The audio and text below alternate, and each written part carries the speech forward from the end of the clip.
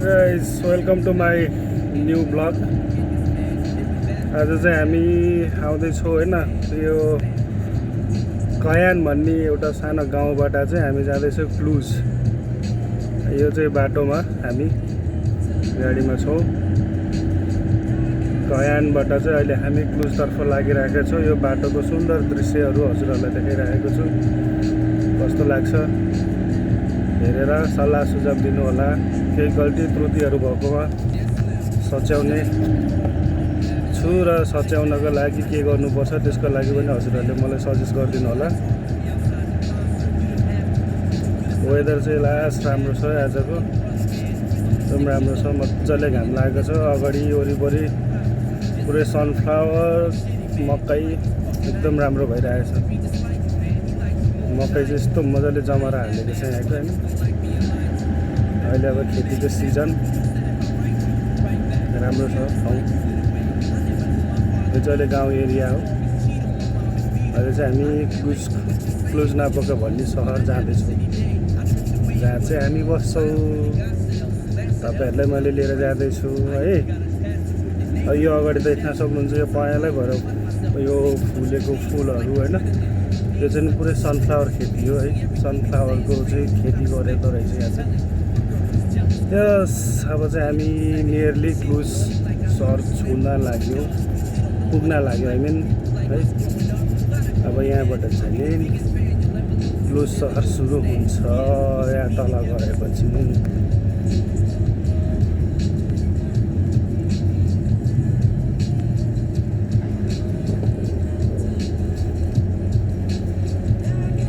वेदरले गर्दा चाहिँ यस्तो मजा आइरहेछ ट्राभल गर्नलाई।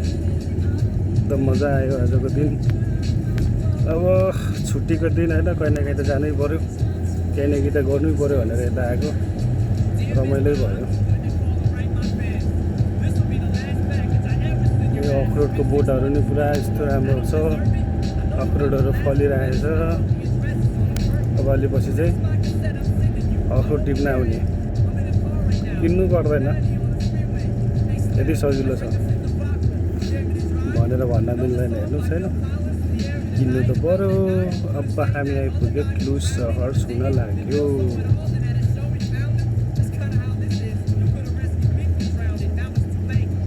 यो चाहिँ यहाँको ट्रेन पास गर्ने ठाउँ अब बाटोबाट है।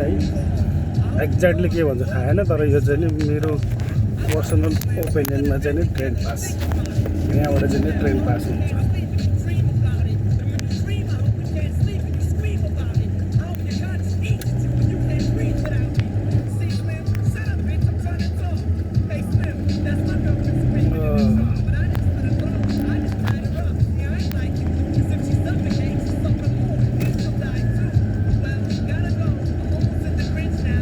चाहिँ सुरु भयो train, sorry clues city. Actually यो चाहिँ अपाइदा भन्छ यसलाई चाहिँ नि। र अपाइदाबाट चाहिँ उता चाहिँ बल्ल क्लुज सुरु हुन्छ होइन। यसलाई चाहिँ हामीले कयान भन्ने गाउँ कटेर चाहिँ अहिले यो अपाइदा सिटीमा आइपुगेको छ। अपाइदा पनि त्यस्तो ठुलो छैन, सानो छ तर राम्रो छ। चुटुक्क परेको घरहरू नि राम्रो राम्रो, एकदम कोजी उस टाइपको के त्यस्तो छ, राम्रो छ। तपाईँहरूलाई अब यहाँको सहर देखाउँ भने यस्तै हो। युरोपको सहरहरू प्रायः सबै यस्तै हो। अब के भन्नु, हामीतिरको जस्तो रमाइलो एकदम भिडभाड यस्तो उस्तो चाहिँ हुँदैन। एउटा घरको मान्छे अर्को घरको मान्छेलाई मिलेर बोल्दैन यिनीहरू। खै के हो थाहा भएन मलाई चाहिँ। तपाईँहरूलाई थाहा छैन भनिदिनुहोस् है। तपाईँहरू बसेको सहर, तपाईँहरू बसेको कन्ट्री के कस्तो छ कृपया भनिदिनु होला। तर म बसेको ठाउँ चाहिँ त्यस्तो, मैले चाहिँ त्यस्तो फिल गरेको छैन। मतलब एकदम वाउ टाइपको हुन्छ नि, त्यो चाहिँ भएको छैन। सायद आफ्नो ठाउँ आफूलाई प्यारो लाग्ने भएर होला। तर हाम्रो जुन कला संस्कृति कल्चरबाट हामी जुन ठाउँबाट बिलोङ गर्छौँ यहाँबाट चाहिँ हामी टोटल्ली डिफ्रेन्ट हुन्छौँ। त्यही भएर नै हामीलाई अलिकति नेचुरल लाग्न सक्छ होइन। तर इट इज गुड। के गर्नु, आफ्नो गाउँठाउँ सहर सिटीबाट कन्ट्रीबाटै टाढा हुन परेपछि होइन। सबसे कुरो त फ्यामिलीबाट टाढा हुन परेपछि गाह्रो हुन्छ। सबैजनालाई, मलाई मात्र होइन होला। ओके, के गरी चलाउँछ गाडी? हाम्रो यात्रा चाहिँ कन्टिन्यू गरिराखेको छ हामीले। अब चाहिँ हामी अपाइदाबाट माथि लाग्यो। अपाइदाबाट माथि गएपछि अब हामी केही समयमा क्लुज हुन्छौँ। क्लुजको नै हामी त्यति धेरै माथि सहरतिर जाने बेलामा नै देखाउने नै छु तपाईँहरूलाई, तर प्रमिसै गर्दिनँ, किनभने मेरो बिचमा अलिकति काम छ, बिचमा नै बस्छु होला एकछिन। त्यही भएर माथि सहरमा चाहिँ जाँदा चाहिँ पछि देखाउँछु ल हजुरहरूलाई।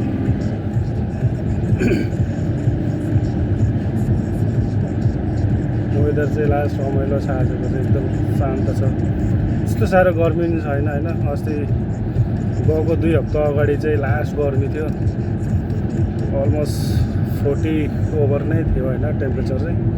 तर अहिले चाहिँ एकदम ठिक छ, त्यस्तो धेरै छैन, शीतलै छ। तर बाहिर घाममा यत्तिकै बाहिर हिँड्दा चाहिँ अलिकति गाह्रो नै हुन्छ होइन। अलमोस्ट ठिक छ, मलाई चाहिँ ठिकै लागेको छ अहिले चाहिँ, अहिलेको टाइममा चाहिँ। अब यहाँ यो राउन्डअबाउटबाट चाहिँ हामी लेफ्ट लिएर चाहिँ क्लुजतिर लाग्छौँ।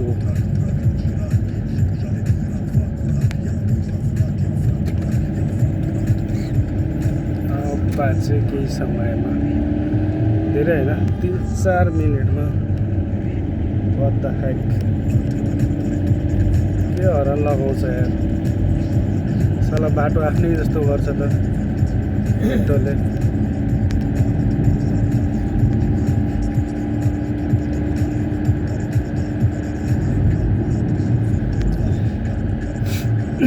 अब चाहिँ लाग्यो, किनभने मैले गीत बजाउँदै हिँडेको छु नि त, निन्द्रा लाग्छ होइन। गीत म्युजिकको तालमा गाडी चलाउँदा पनि मजा आउँछ, त्यही भएर गीत बजाउँदैछु। बोलिराख्नुपर्छ क्या, बोल्ने कुरा त खासै केही पनि आउँदैन, तै पनि फेरि कपिराइट लाग्छ, त्यही भएर बोलिराख्नुपर्छ। त्यसैले बोल्दैछु। यस्तै रोमानिया, अब यस्तै युरोप,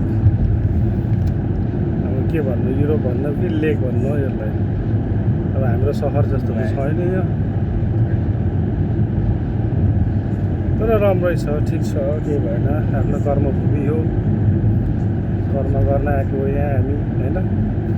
म जस्तै यहाँ कैयौँ नेपाली दाजुभाइ दिदीबहिनीहरू आउनु भएको छ, र बिचबिचमा आउनेहरूलाई पछि आउने साथीभाइहरूलाई चाहिँ नि अब हाम्रो चेलीबेटी अथवा हाम्रो युवा दाजुभाइहरूलाई चाहिँ अलिकति दुःख भएको भन्ने सुनेको छु होइन। रोमानियामा अब कति भेटेको पनि छ है। अब हाम्रै कम्पनीतिर नि काम गर्न आउने भएको छ सप्लाईबाट, उनीहरूलाई नि अब स्यालेरीको प्रब्लमहरू, टाइमिङको प्रब्लमहरू, जुन स्यालेरी नै 1 महिना ग्याप गरेर दिने होइन, त्यस्तो टाइपको प्रब्लमहरू फेस गरेको छ है। अहिले पछि आउनेहरूले चाहिँ होपफुली अब जति पनि आउन चाहनुहुन्छ, आउँदै हुनुहुन्छ, यता मेन पावरमा एप्लाई गरेर बस्नु भएको छ, मेन पावरमा एप्लाई गरेर बस्नु भएको छ। लाइक हुन्छ नि अब मेरो भिजा लगाइदियो हुन्थ्यो, अथवा भिजा लगाएर बस्नु भएको छ, आउँदै हुनुहुन्छ पनि राम्रोसँग बुझेर मात्रै आउनु होला, कम्पनी के हो कस्तो हो। यदि सप्लाई कम्पनी हो भने पनि कस्तो खालको कम्पनी हो हुन्छ नि, त्यो टाइपको कुराहरू चाहिँ बुझेर आउनु होला। अब स्यालेरी कम दिने, काम पनि नपाउने होइन, दुःख दिने, त्यस्तो टाइपको कम्पनीहरू अहिले धेरै छ यहाँ रोमानियामा, छ्यापछ्याप्ती छ है। अनि हाम्रै नेपाली दाजुभाइहरूले नि फेरि त्यो कुनै जमानामा केपी ओली प्रधानमन्त्री हुने बेला भनेको थियो नेपालीले चान्स पाउने गर्छ भने जस्तो, त्यस्तै गरी चाहिँ अहिले यो नयाँ भाइ बहिनीहरूलाई चाहिँ त्यो पुराना हाम्रै नेपाली दाजुभाइहरूले चाहिँ नै होइन अब दलाल बन्ने, लाइक हुन्छ नि अब म काम दिलाइदिन्छु, म काम मिलाइदिन्छु, मेरो इमिग्रेसनमा लिङ्क छ, मेरो यस्तो छ उस्तो छ भनेर गफ हाने अनि लगिदिने होइन। कहिले तिम्रो चाहिँ अब रिजाइन माग अनि रिलिज लेटरहरू लिऊ भनेर लगाइदिने, त्यो सबै कुरो गरिदियो बिचराहरूले। लास्टमा काम पनि छैन, माम पनि छैन है। त्यस्तो बिचल्ली बनाइदिएको छ कतिपय ठाउँमा होइन, नेपाली दाजुभाइहरूले नै, नेपाली साथीहरूले नि। तपाईँहरूको आफ्नो पर्सनल एउटा हुन्छ नि तपाईँको आफ्नो एउटा पर्सनल स्वार्थको लागि चाहिँ कसैलाई त्यसरी दुःख चाहिँ नदिनु होला, म चाहिँ सजेस्ट गर्छु। न त अब जहाँ पनि यस्तो त भइराखेको छ होला है। हामी बसेको सहरमा त मैले त्यस्तो रेयरली नै सुनेको छु, तर बुकारेस्टतिर चाहिँ धेरै हुन्छ अरे भन्ने सुनेको छु है। तर प्लिज आफ्नो पर्सनल व्यक्तिगत स्वार्थको लागि 2-4 हजारको लागि चाहिँ त्यस्तो काम चाहिँ नगरिदिनु होला, किनभने सबैजना आफ्नो देश छोडेर अर्को देशमा कर्म गर्न आएको है, केही न केही सपना बोकेर आएको हुन्छ। कसैलाई पनि त्यस्तो दुःख दिने काम चाहिँ नगर्नु होला भन्न चाहन्छु। फेरि मैले यस्तो भन्दै गर्दा तँ चाहिँ को हो र भनेर मलाई नै गाली आउन सक्छ, तर केही भएन, गाली आयो भने होइन, आफूलाई मनमा लागेको कुरा त भन्न पाइयो नि। सोसियल मिडिया चलाएको फाइदा त्यही त हो, फेस टु फेस भेटेर भन्ने अब त्यस्तै हो, मान्छे चिनेको न केही हुँदैन। तर सोसियल मिडिया मार्फत त मैले भन्न पाएँ नि त, केही भएन, गाली गलो चाहिँ नगरिदिनु होला। भिडियो बनाएको चाहिँ अब यस्तो मेरो चाहिँ भर्खर सुरु हो, युट्युब च्यानल खोलेको त धेरै पहिला नै हो, तर मैले त्यस्तो भिडियोहरू चाहिँ अपलोड गरेको छैन। यो चाहिँ मेरो आज पहिलो फर्स्ट ट्राई के गरेर आउँछ अगाडि,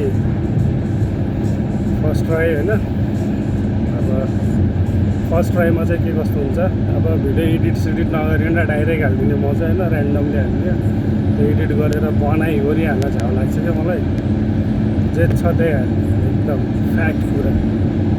म चाहिँ अलिकति स्ट्रेट फरवर्ड मान्छे, त्यही भएर म चाहिँ त्यस्तरी नै मनपर्छ क्या, जे छ त्यही हाल्छ। अब चाहिँ रन्काएर गइन्छ, यस्तो मौसम यस्तो राम्रो छ नि, कसम क्या मजाको छ क्या आजको वेदर, क्लिन होइन, यस्तो आनन्दको छ क्या। मलाई यस्तो वेदर लास्ट मनपर्छ है, यस्तो मजा लाग्छ कि। यस्तो चाहिँ दिल्ली साथीहरूसँग ट्याक्क ग्यादरिङ भयो, बस्यो, गफ होइन, चिया कफी यसो तातो चिसो पिउने, ट्याक्क बस्न क्या मजा आउँछ क्या। त्यो सबै कुरा सम्भव हुँदैन परदेशको ठाउँमा होइन। अब म फ्री भएको टाइममा साथी फ्री हुँदैन, साथी फ्री भएको टाइममा म फ्री हुँदैन है, त्यही भएर अलिकति गाह्रो नै हुन्छ। यस्तो मजा आइरहेको छ होइन, अब पुरै छोडिदिनुहोस् के, आजको दिन चाहिँ एकदम वाउ नै भयो है। अब लगभग यो चाहिँ नि हाम्रो अब क्लुजको चाहिँ नि इन्डस्ट्रियल एरिया सुरु भयो यहाँ चाहिँ, यहाँबाट 5 मिनटको डिस्टेन्समा चाहिँ अब सिटीहरू छ। अब मेरो चाहिँ इन्डस्ट्रियल एरियामा थोरै काम छ बिचमा, त्यही भएर लेट आएको। म चाहिँ नि अहिलेलाई चाहिँ हजुरहरूसँग बिदा माग्ने अनुमति माग्दै होइन जानलाई चाहन्छु, किनभने एनर्जीको मेरो काम छ, आइहाल्यो। अब यो सिग्नल अर्को सिग्नलमा ठ्याक्कै मेरो फाइनल डेस्टिनेसन भनौँ न। ल सबैजना राम्रोसँग बस्नु होला, आफ्नो केयर गर्नु होला, आफ्नो फ्यामिलीलाई टाइम दिनु होला। जति चाहिँ भयो भने फ्यामिलीभन्दा ठुलो केही पनि हुँदैन, फ्यामिलीलाई टाइम दिनु होला। यति भन्दै अहिले बिदा हुन्छु। जय नेपाल, नमस्कार सम्पूर्णमा, बाई।